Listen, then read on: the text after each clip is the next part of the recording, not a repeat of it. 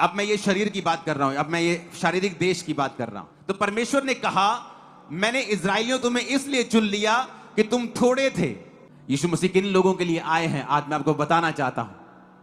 यीशु ने कहा, मैं धर्मियों को बुलाने के लिए नहीं आया हूं, मैं अच्छे काम करने वालों को बुलाने के लिए नहीं आया हूं, मैं तो पापियों को बुलाने के लिए आया हूं। धर्मी को परमेश्वर की जरूरत नहीं, परंतु पापियों को परमेश्वर की जरूरत है। वैद्य की जरूरत तो बीमारों को है। अगर कोई वैद्य ये कहे कि नहीं तू बीमार, अब मैं तुझे नहीं लूंगा, कोई हॉस्पिटल ये कहे मैं बीमार को नहीं लूंगा, अच्छे भले आना, तो उस हॉस्पिटल का कोई फायदा नहीं। यीशु मसीह ने कहा, मैं जगत के मूर्खों के लिए आया हूं, जिनको जगत ने त्याग दिया, जो जगत के लिए खुरचन के समान थे, जिनको उनके परिवार ने त्याग दिया, जिनको उनके समाज ने त्याग दिया, जिनको धोखा दिया गया, जो मूर्ख कहलाए गए, जो निर्बल थे, कमजोर थे, शोषित लोग थे, दुखी लोग थे। यीशु मसीह ने कहा, मैंने उनको चुना है।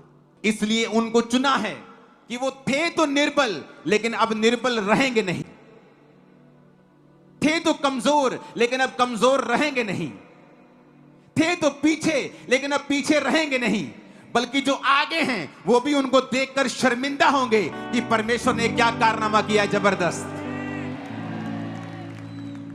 उसने कहा, मैंने जगत के निर्बलों को चुन लिया है। जब मैं परमेश्वर में आया तो मैं एक पागल व्यक्ति था। डिप्रेशन के अटैक्स के कारण रोज अलग अलग तरह के नशे यूज करता था, शराब पीता था, हर ड्रग्स, मेडिकल ड्रग्स से लेके हर ड्रग्स लेता था, ताकि मेरा जो अटैक है वो डिप्रेशन का वो कम हो जाए, क्योंकि मैं मसीह का एक विरोधी था। अपनी फैमिली को चर्च जाने से रोक दिया था मैंने, और मैंने सोचा था कि मैंने बहुत बड़ा काम कर दिया है, बड़ा दलेरी का काम कर दिया है, लेकिन जानता नहीं था कि परमेश्वर का हाथ भयंकर है और भारी है। किसी व्यक्ति ने मुझे कुछ नहीं कहा, लेकिन इसका मतलब यह नहीं कि परमेश्वर ने कुछ नहीं कहा। परमेश्वर न्याय करता है, वो अपने समय के ऊपर जवाब देता है। उसका जवाब जब आता है तो सबके मुंह बंद होते हैं, होते कि नहीं होते हैं, कि बेइज्जती करने की कोशिश कर, जब परमेश्वर उनको जवाब देता है तो पूरी जगत में फिर उनकी निंदा होती है। आप जवाब नहीं देते हैं। यीशु मसीह ने कहा, युद्ध मेरा है, तुम्हारा नहीं।